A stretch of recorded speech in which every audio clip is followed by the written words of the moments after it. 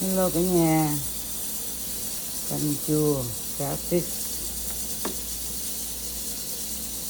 ở Việt Nam gọi là canh chua cá bông lau,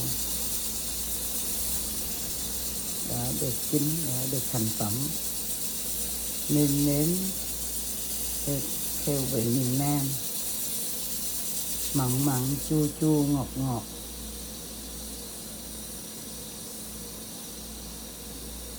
ăn kèm với cơm trắng và cá kho tộ.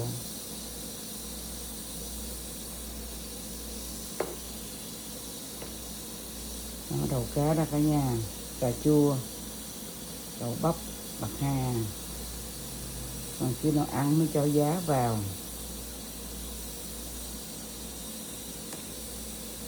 Lâu lâu ớn cơm là làm được canh chua ăn cho đỡ ngán cơm cả nhà nha.